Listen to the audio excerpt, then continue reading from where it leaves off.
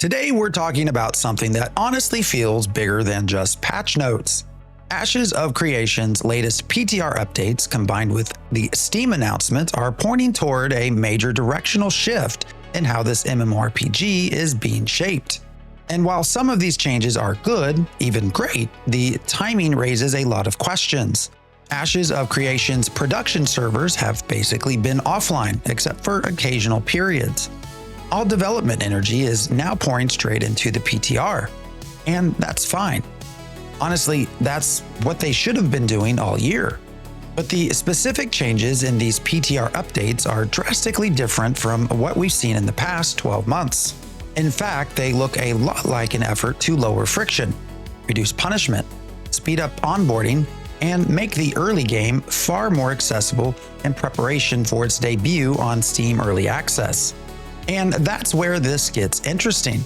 Change number 1. Faster, cheaper, easier early progression. Ashes increased experience gain by 20%, and now they've gone even further. New PTR additions include reduced XP required to reach level 10. Starting goblins and clay warriors now drop rations, which used to be a gold sink for new players. Levels 1 through 9 were already quick, and levels 9 through 25 were the grind everyone complained about all year. But now, the whole early game floor has been raised. It's faster, cheaper, and significantly less punishing. For a game that marketed itself as old school difficulty, this is a notable shift. Change number 2. Artisanship has been drastically eased. For the entire year, testers have begged for crafting to be less punishing, less tedious, less expensive, less biome limited, and all year, nothing. Then the Steam announcement drops, and suddenly, 3 huge changes arrive all at once. Key new crafting changes have included processing stations no longer requiring fuel, crafting and reagent prices reduced. Apprentice and journeyman tools can now be crafted using ingredients from any biome. These changes make artisanship drastically less frustrating and drastically cheaper. Again, great changes, absolutely needed. But the timing? Hard to ignore. Change number 3. Early game gear progression has fundamentally changed. One of the biggest and most quietly significant changes in the PTR update is the introduction of early game gear rewards tied directly to quests. Until now, Ashes of Creation has never followed this model. Traditionally, gear in Ashes came from 2 primary places: monster drops and crafting, with a little bit of questing. That was it. But now? Well, Intrepid has temporarily added 11 early game gear choice boxes. And while the boxes themselves are placeholders, what they represent is far more important. Ashes of Creation is testing a brand new gearing philosophy. A philosophy where completing quests from level 1 through 9 progressively awards the player with stronger, guaranteed gear, creating a smooth onboarding curve for new players, eliminating early game nakedness and gear drought, and aligning much more closely with modern MMORPG conventions. This is a major departure from Ashes' original design ethos.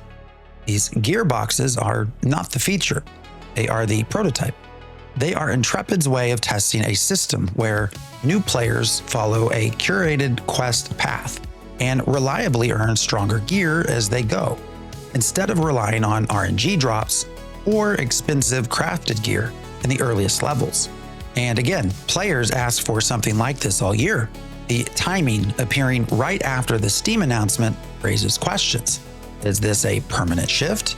Will Ashes now feature structured gear progression through quests? Or is this a temporary boost to make the early game feel better for Steam? Either way, the significance is clear. Ashes of Creation is no longer just a kill mobs or craft gear game in the early levels. It's now introducing quest-driven vertical progression. And that's a huge philosophical change. Change number 4. Gear drops and gear power now matter more than ever. We've already seen increased gear drops from monsters. We've seen item power contributing more to character strength. And we've seen faster leveling into new gear brackets. But now, combined with the early gear boxes, the direction is clear. Ashes is becoming more gear-driven, more like New World, less like a traditional Your build plus your decisions matter, MMO. Is that good or bad? Well, it depends on who you ask. Change number 5. PvP protection expanded even further. Originally, PvP protection existed from levels 1 through 5 in starting areas. This was added after Asmongold jumped in and got repeatedly killed at level 1. Now, PvP opt-out applies from levels 1 through 10, and it applies everywhere across the world. The only exceptions are carrying crates and certain flagged activities. This is one of the biggest philosophical departures we've seen. Ashes of Creation has always leaned on corruption as the great balancing mechanic, the thing that protects PvE players from griefers. But with this change, you have to wonder, is corruption staying as is? Will they loosen it? Are we moving toward PvE safe versus PvP zones, like Arcage?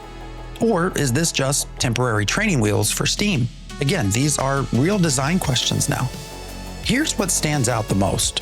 For an entire year of testing, players asked for lower crafting costs, less punishing artisanship, improved gear drops, faster early leveling, clarity on recipes, more accessible gameplay, less PvP frustration. And Intrepid said, not yet, not now, not the priority. But the moment Steam is announced, suddenly we get faster leveling, easier crafting, no more fuel, cheaper reagents, early game gear injection, increased drop rates, easier PvP-free leveling, smoother onboarding across the board. These are the exact changes people begged for all year, but only appear after Steam enters the conversation. So naturally, people are asking, are these permanent? Or are they temporary changes to make the Steam launch go down smoother? Are we watching Ashes shift toward a New World style MMORPG? Or is this just a short-term accessibility push? And honestly, that's a fair question. Here's where I stand. I think these changes are genuinely good for the game. New players will have a better experience. The early game is getting smoother. Crafting is more reasonable. The economy is, well, perhaps a little better. The starting zone is more understandable. There's direction, clarity, and forward momentum. But I'd be lying if I said the timing doesn't raise eyebrows. Why did it take a whole year of testers begging for this? Why now? Right as millions of Steam players are about to see Ashes for the first time. Is Intrepid adjusting their vision? Or are these temporary sugar-coated systems designed to spark interest, then quietly rolled back later? We don't know.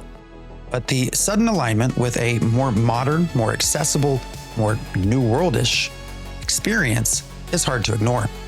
Ashes of Creation is clearly being reshaped, at least for now, into a more accessible MMORPG experience aimed at a much wider audience. And honestly, for long-term survival, that might be the smartest move they've made. But whether these changes represent the new permanent direction for Ashes or just a Steam-era onboarding phase, that's what we're going to find out in the coming months. Let me know what you think. Is this good? Bad? Necessary? Dangerous? Drop a comment. And if you enjoy deep dives into MMORPG design and Ashes of Creation's development, hit like and subscribe. Thanks for watching.